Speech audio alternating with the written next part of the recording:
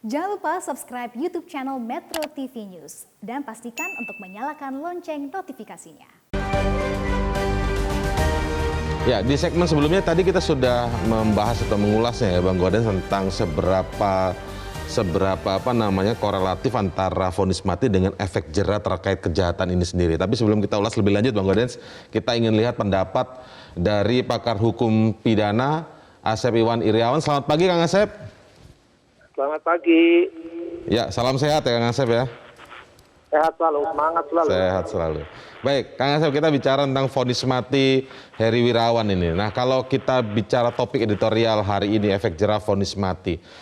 Oke, di satu sisi kejahatan Heri Wirawan tentu semua orang memahami adalah sebuah kebiadaban begitu ya. Tetapi di sisi lain kita bicara tentang efek jerat vonis mati. Ada yang mengkritisi juga, ada yang mempunyai pendapat juga bahwa sejauh apa sih korelasinya antara efek jera dengan vonis mati ini sendiri sebenarnya, Kang Asep? Kalau pendapat Kang Asep seperti apa, Kang? Ya, sekarang dengan hukuman mati aja orang nggak kapok-kapok, apalagi dengan hukuman mati. Apalagi faktanya ketika dijatuhkan hukuman mati ya, jaksa agung nggak berani itu, sudah minta mati dimatiin, tapi sekarang ditumpuk. Nah sekarang yang lebih penting, terlepas pro kontra hukuman mati itu sudah selesai di Mahkamah Konstitusi. Betul, tidak bertentangan aja sih kan undang-undang ini udah ada, itu sampai selesai. Tapi amat pun tidak akan selesai. Di kalangan akademisi berbeda, itu soal biasa. Di kalangan praktisi juga sama. Jadi ketika para hakim ada yang menganut hukuman mati dan tidak menganut hukuman mati. Kebetulan di hakim N, ya dia tidak menganut hukuman mati. Nah, di hakim tinggi ini Pak Heri Suwantoro dikenal, dia itu dikenal sebagai jagal kemanusiaan, sebagai hakim Sambernowo. Jadi kalau dajal kemanusiaan ketemu Pak Heri yang dikenal sebagai hakim yang baik, yang pintar, seorang akademisi juga, saya yakin habis. Nah, sebenarnya terlepas pro kontra, tapi yang jelas dengan hukum positif itu ada dan itu dianut. Ingat, undang-undang perlindungan anak ini 2016 itu perubahan berapa kali tetap menganut hukuman mati. Nah, soal mereka yang kontra kita hormati. Tapi kan secara eksistensi di Mahkamah Konstitusi sudah berakhir. Jadi cara melihatnya itu kalau soal korelasi efek jera dengan vonis mati, di vonis mati aja masih banyak yang nggak jera dan melakukan kejahatan serupa, begitu maksudnya Kang Asep ya? Apalagi iya, ada vonis gini, mati. Mas Indra. Sekarang kan coba bayangkan kalau nggak ada hukuman mati aja nggak ada yang jera-jeranya. Kejahatan kemanusiaan yang tipe Bandung ini itu kan berkali-kali berulang dari dulu, bahkan dikenal istilah cabul itu kan predikat belakangnya cabul lah, dosen cabul lah, apa cabul itu ada. Dan ini lebih mengerikan lagi, belum lagi perkara-perkara lain. Makanya saya bilang ketika ini ada perkaranya hakim menjatuhkan mati, saya kira itu kita apresiasi setinggi-tingginya pada Ketua Pengadilan Tinggi Bandung, Saudara Heri Suwantoro ya. Saya kira dia dikenal selama ini sebagai yang suka mengajab dengan para dajal dengan ajalnya itu ya, sebagai selalu dapat oleh Pak Heri Suwantoro, dan saya kira ketemu dia yang menghabis siapapun. Ini perkara besar termasuk oleh, jadi supaya diketahui beliau ini kan kita di Tangerang, di Jakarta Pusat ya, narkoba, koruptor, habis sama rombongan Heri Suwantoro, itu kan hakim yang selalu dikenal. Emang gennya gen hakim, jadi keluarganya semua keluarga hakim memang dikenal, putusannya berat semua di kanan Heri. Tapi terlepas mereka yang pro kontra hukuman mati ya, tapi dari efek jeraknya di mana? Efek jerak itu pembelajaran bagi siapapun yang melakukan kejahatan kemanusiaan, dia akan diberi ajab oleh hakim-hakim penganut hukuman mati, diajab lagi, bikin ajal lagi ya. Cuma masalahnya tadi, ini kan hukuman mati ketika hakim menjatuhkan, eksekusi matinya jaksa nggak pernah berani. Oke. Baik. Nah, Kang Asep, kalau kita lihat juga ini kan putusan kemarin dia juga harus membayar restitusi sebesar 331 juta rupiah begitu kan. Sebelumnya pembayaran dialihkan negara, sekarang dia harus membayar itu juga. Yang pernah, kalau ini mungkin bisa dikoreksi begitu loh Kang Asep, karena saya bertanya ini sebenarnya. Bisakah seorang itu kemudian dihukum dua kali? Karena kalau misalnya ini vonis mati, maka tidak ada tuntutan atau vonis yang lainnya begitu, Kang Asep. Nah, gini, supaya dipahami, pasal 67 itunya tidak ada hukuman lain. Tapi penjatuhan restitusi termasuk ya ada tadi sesuatu tuh yang untuk alat kelaminnya, itu bukan hukuman tambahan. Sekali lagi itu bukan tambahan. Hukuman tambahan baca pasal 10 di KUHP ya, penghilangan hak dan segala dan sebagainya. Tapi restitusi itu adalah kewajiban di mana diatur di undang-undang ya, sekali lagi diatur di undang-undang dan PP-nya itu ada ya. Jadi harus dibebankan kepada pelaku, bukan kepada negara. Waktu di PN itu kan aneh. Negara tidak berbuat, negara tidak diproses, negara tidak ditanya, tiba-tiba dibebankan, menjatuhkan. Maka sering saya tanyakan, gimana pelaksanaannya, gimana mengawasinya. Tapi kalau sekarang hakim PP dengan tepat dan benar, ya, bahwa restitusi dibebankan pada pelaku, karena pelaku punya aset, ya, maka asetnya disita untuk pertanggungjawaban terhadap korban. Walaupun itu sedikit kecil, tapi kan setidaknya restitusi dijalankan oleh, dan sekarang tepat sekali pengadilan tinggi menetapkan kepada terdakwa. Terdakwa kan asetnya banyak, ya. Itu yang harus disita nanti untuk korban-korban. Jadi ketika kemarin di PN itu dijatuhkan kepada negara, itu yang sangat aneh sekali. Sekali lagi itu undang-undangnya ada, ya, dan di PP-nya juga ada bagaimana tentang restitusi kepada korban, itu diatur kok. Ya. Jadi ini memang sifatnya bukan hukuman tambahan maksudnya ya, bukan ya, tapi memang terkait begitu ya, Kang Asep ya. Jadi Paham, jadi sekali lagi jenis hukuman itu ada hukuman pokok, hukuman tambahan, jadi pasal 10 KUHP. 67 memang nggak boleh ketika hukuman mati maupun seumur hidup tidak boleh. Nah, hal yang undang-undang perlindungan anak ya, bahwa sekali lagi restitusi maupun terhadap sesuatunya ada itu adalah rehabilitasi. Jadi bukan hukuman tambahan. Kalau di PN dulu kan, jadi kenapa tidak ditambahkan tentang sesuatunya itu ya, misalkan karena itu dianggap 67 itu tidak boleh tambahkan, itu dia salah menafsirkan pasal restitusi itu bukan hukuman tambahan, kewajiban kepada korban untuk melakukan sesuatu daripada si pelaku. Kalau misalnya soal yang kebiri, misalnya ada keputusan tentang kebiri juga, itu baru yang kategori hukuman tambahan, itu tidak boleh begitu ya? Nah, tadi saya katakan, Mas Indah tadi saya sudah menyebutkan itu karena sedang puasa ya. Kebiri itu kan, itu bukan hukuman tambahan, itu rehabilitasi. Selama ini penegak hukum suka salah. Hukuman, silakan tanya ke psikolog ya, para psikolog maupun ahli medis, bahwa kebiri itu tindakan medis yang merupakan rehabilitasi. Jadi hakim dapat menjatuhkan yang tidak boleh tahu hukuman tambahan. Hukuman tambahan itu di pasal 10 udah jelas, bla bla bla bla, maka nggak boleh menurut pasal 67. Jadi ketika hakim menjatuhkan mati, seumur hidup, apalagi penjara, boleh kok kebiri dilaksanakan, dijatuhkan, karena itu bukan hukuman tambahan. Itu yang sekarang penegak hukum, maaf ya, nggak tahu selalu baca, nggak tahu baca, atau kuliahnya salah gitu kan. Baik. Oke, baik kalau gitu terima kasih Kang Asep atas waktunya pagi hari ini di editorial Media Indonesia, dan pemirsa tetaplah bersama kami, kami masih tunggu terus pendapat Anda di 0215839900. Tetaplah bersama editorial Media Indonesia. Baik, saya sapa Anda yang sudah bergabung saat ini. Ada Ibu Ong Mehua di Pejaten, Jakarta. Selamat pagi, Ibu Ong. Selamat pagi, Bang Indra, Bang Koden. Assalamualaikum warahmatullahi wabarakatuh. Waalaikumsalam. Silakan, Ibu. Vonis jeram. Efek jerah vonis mati. Efek jerah vonis mati. Ya. Selamat untuk Pengadilan Tinggi Bandung yang telah memvonis Heri Irawan. Inilah Bang Indra, membuat jerah para pelecehan seksual. Lebih-lebih mereka ini kan guru agama. Lalu memperlakukan santrinya sampai 12 loh, Bang Indra. Bukan 1-2 tapi 12 yang sampai melahirkan anak. Bagaimana penderitaan para santri ini. Nah, jadi jaksa. Ini sudah keputusan yang tepat menurut Bu Ong ya? Ya, keputusan tepat Pengadilan Tinggi memvonis hukuman mati untuk membuat jerah Bang Indra. Jadi kalau sudah divonis hukuman mati, jangan tidak dilaksanakan, harus dilaksanakan. Eksekusi ya? Iya, apalagi yang sudah mempunyai kekuatan hukum tetap. Contoh, para bandar narkoba, hanya 5 yang dihukum mati. Lalu sisanya kemana yang hukuman mati ini? Nah, inilah saatnya Jaksa Agung untuk melaksanakan hukuman mati.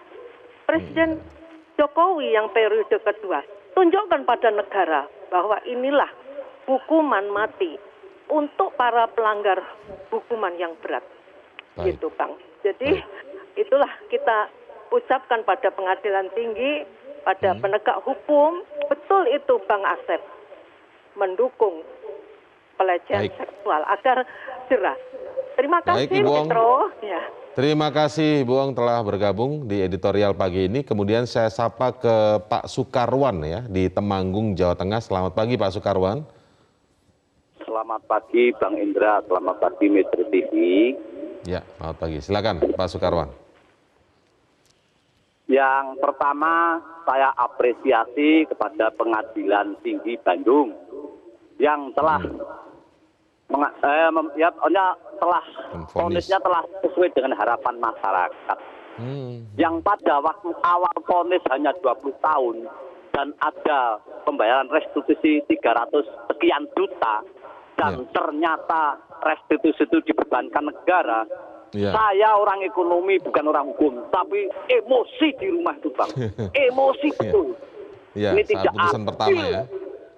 Iya, ini kan guru agama, pemimpin pondok pesantren, dan banyak pemimpin pondok pesantren yang lain seperti di Aceh Tenggara, Balikpapan, Jombang, Ngawi, itu harusnya dihukum yang hukuman mati. Karena bagaimanapun pro kontra, hukuman mati adalah bentuk hukum positif di Indonesia. Terapkan nggak masalah. Sebagai efek jera ini.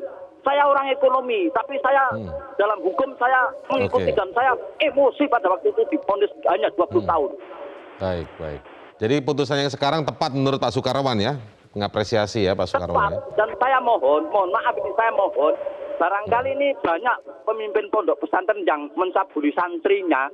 Kenapa? Ya barangkali saja ya. Saya pernah jalan-jalan tuh melihat santri itu seragamnya seperti ala daster, jadi merangsang dulu.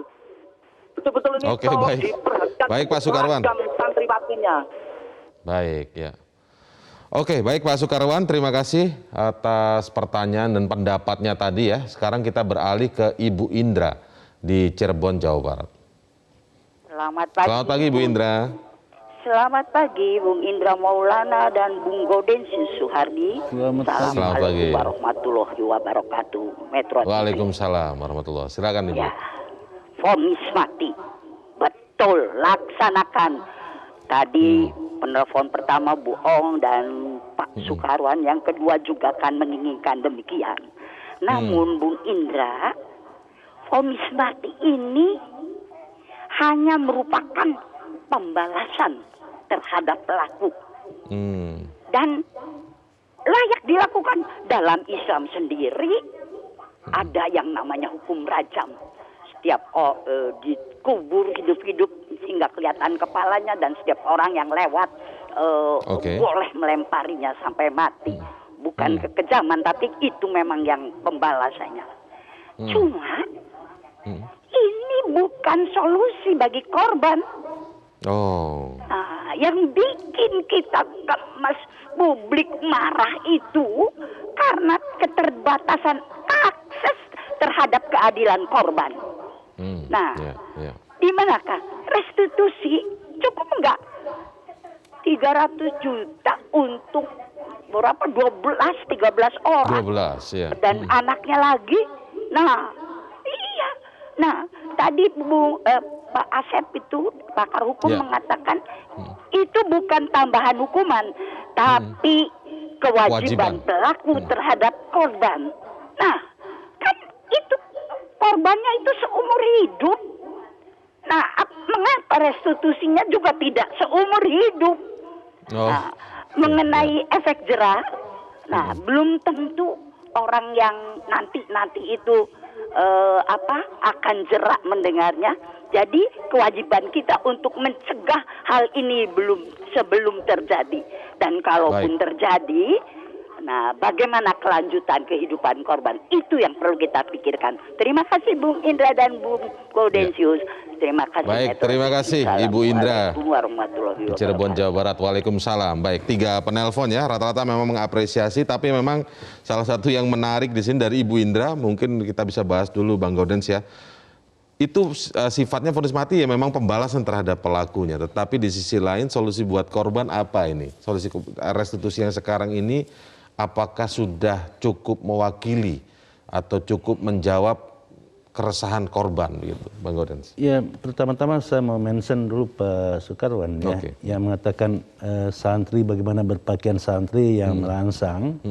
Saya kira ini ciri khas pemikiran laki-laki yang selalu menyalahkan perempuan kalau terjadi pemerkosaan.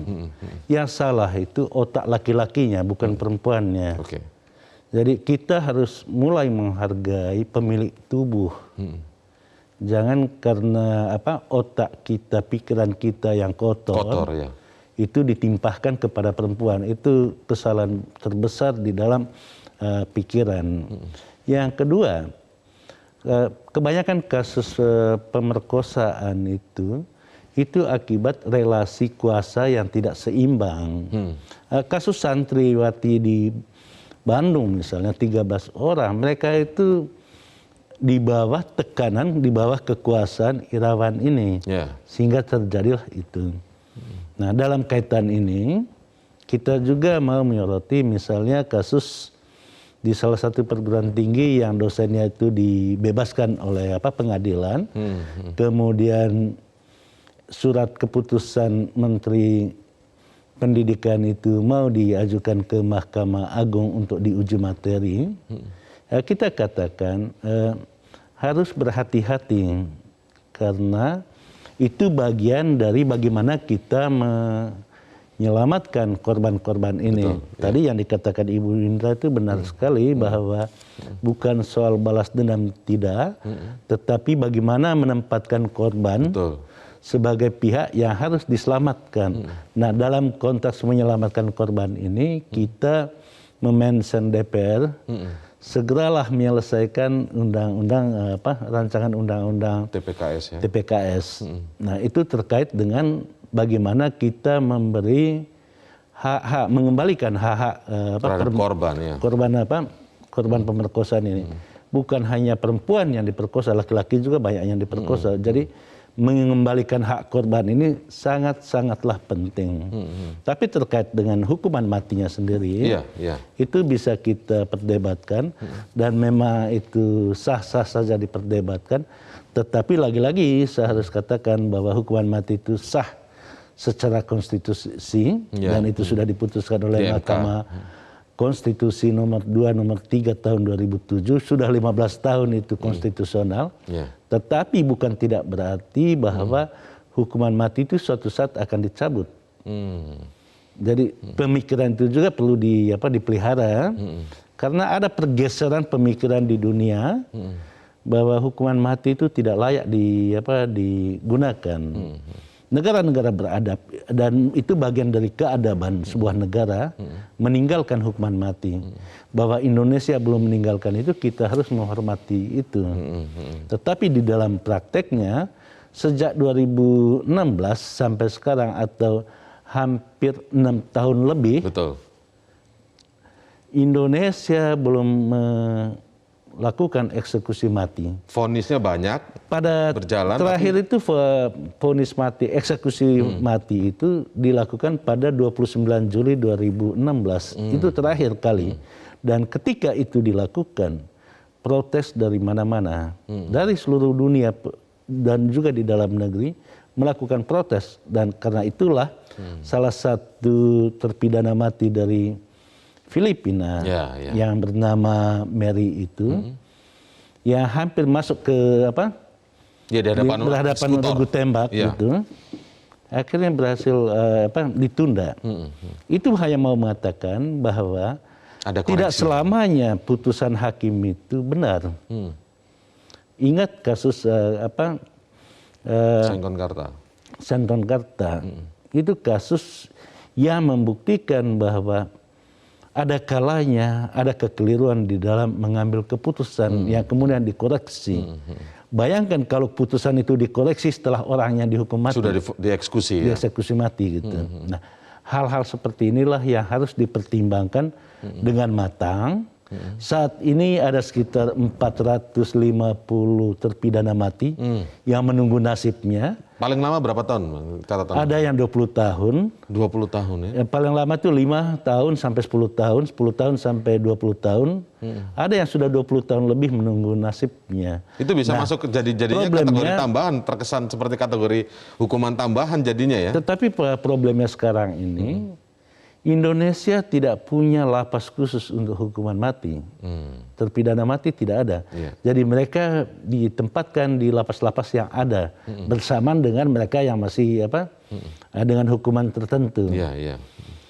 Mungkin perlu dipikirkan kalau sudah lewat dari 10 tahun harus ada kemauan baik dari presiden, pemegang hak gerasi atau abolisi untuk memberi pengampunan kepada mereka yang 10 tahun sudah tidak dieksekusi.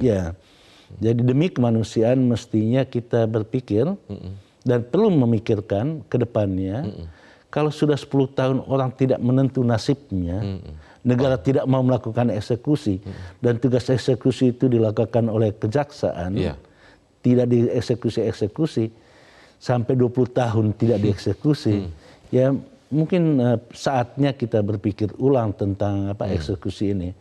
Atau kita mengusulkan alangkah baiknya hukuman mati itu dimasukkan di dalam peti es saja, biarkan dia tetap formal di dalam undang-undang. Saat ini ada 50 pasal di dalam 12 undang-undang yang terkait dengan hukuman mati. Yang pelanggarannya itu bisa dihukum mati. Bayangkan 50 pasal saat ini. Ada 50 pasal begitu banyak. Baik, kita lanjutkan lebih detail lagi nanti setelah jeda berikut. Tetaplah bersama kami di Editorial Media Indonesia. Ya baik, tadi kita singgung juga bahwa soal vonis mati ini atau hukuman mati ini ada 50 pasal yang tersebar 12 undang-undang. Artinya Bang Hodai cuma mengatakan ini memang masih sangat eksis. Kan memang secara konstitusional dan MK sudah pernah memutuskan itu konstitusional begitu Bang, vonis mati, hukuman mati. Kita hanya mengatakan bahwa masih begitu banyak pasal di dalam undang-undang yang terkait dengan hukuman mati. Nah, apakah pasal-pasal ini mau terus dihidupkan atau kita harus membekukannya di dalam freezer, dipetieskan saja. Dipetieskan saja. Mati suri maksudnya, mati surikan saja. Biarkanlah hukuman mati itu menjadi mati suri, tidak perlu diberi napas buatan untuk siuman dia. Tapi di putusan MK sendiri waktu itu disebutkan sebagai hukuman alternatif sebenarnya, Pak. Iya, dan putusan di MK itu tidak bulat. Itu saya hanya mau mengatakan ketika putusan di MK itu tidak bulat, di MK sendiri sudah terjadi polarisasi pemikiran. Pemikiran ya. Nah, polarisasi pemikiran ini bagi sebuah negara yang adab mestinya terus dipelihara. Atau dengan kata lain, jangan terlalu cepat-cepat kita membakukan hukuman mati itu. Biarkanlah dia terus bergulir. Di negara asalnya saja hukuman mati itu kita mengadopsi dari hukuman Belanda. Belanda sendiri sudah meninggalkannya. Kita masih tetap saja dengan kondisi ini. Dan hampir banyak semua negara-negara di dunia ini yang meninggalkan hukuman mati. Poin paling dasar atau alasan filosofis teologisnya itu biarkanlah yang punya hak tentang hidup itu yang menentukan hidup tidaknya seseorang. Jangan sekali-sekali negara mengambil alih. Mengambil alih. Tugas yang bukan tugasnya. Ya. Sama juga waktu kita mengatakan orang itu lebih takut dengan hukuman seumur hidup dihukum daripada mati sekaligus. Gitu. Nah mungkin ini perlu dipertimbangkan. Tetapi terkait dengan pemerkosaan, kita tetap konsennya itu bagaimana menyelamatkan korban. Sudut pandangnya di situ ya. Sudut pandangnya pada penyelamatan korban. Nah, dalam titik penyelamatan korban, kita mengapresiasi penuh Pengadilan Tinggi Bandung yang mewajibkan korban untuk memberikan restitusi kepada korban-korban. Nah, dan yang menarik lagi putusan itu seluruh harta dari pelaku ini disita oleh negara untuk membantu korban. Nah, dalam kaitan korban ini, memang di dalam konstruksi undang-undang yang ada yang tersebar di mana-mana itu sangat sedikit pembelaan negara terhadap korban. Selalu yang menjadi subjek di dalam undang-undang itu adalah pelaku. Pembalasan terhadap pelaku. Bahkan ini yang lebih ironis lagi, di mana-mana misalnya di ruang publik, nama pelakunya itu diberi inisial, tetapi nama korbannya disebutkan lengkap. Nah ini tragis, bagaimana kita tidak menghargai tentang manusia dan kemanusiaan itu sendiri. Oke, Bang, saya kembali coba bumikan dengan efek jerah vonis mati. Nah, ketika kemudian kita dengarkan pendapat masyarakat di editorial tadi, rata-rata juga tidak hanya sekedar mengapresiasi secara normatif, tapi betul ini putusan dengan emosional ya, dengan penekanan begitu. Bahkan ada yang emosional dia mengatakan putusan pertama itu mengecewakan. Nah, kemudian kalau dilihat dari situ itu kan kemudian ada pendapat dari Kang Asep tadi kita sempat wawancara. Nah, divonis mati aja tidak menimbulkan efek jerah, apalagi nggak divonis mati. Nah, kalau sudut pandang yang dilihat seperti itu bagaimana, Bang Godes? Ya, itu artinya Kang Asep sendiri mengakui bahwa vonis mati itu tidak membawa efek jerah. Ya, atas dasar itulah di kemanusiaan mestinya kita tinggalkan hukuman mati. Karena tadi saya katakan pergeseran peradaban sekarang itu orang tidak mau lagi mengambil alih tugas-tugas yang bukan tugasnya untuk mencabut nyawa. Tetapi kita harus katakan dengan tegas bahwa hukuman mati di Indonesia itu masih konstitusional. Ada 50 pasal yang mestinya tugas daripada pemerintah untuk mengubahnya. Bisa diubah kok, asal ada kemauan. Baik.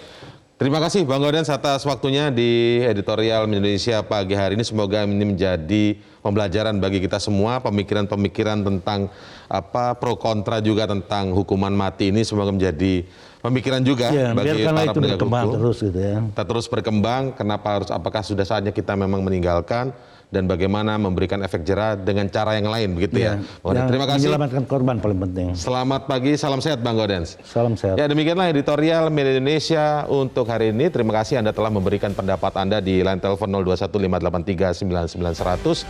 Saya Indra Maulana undur diri. Selamat pagi, salam sehat untuk kita semua. Sampai jumpa.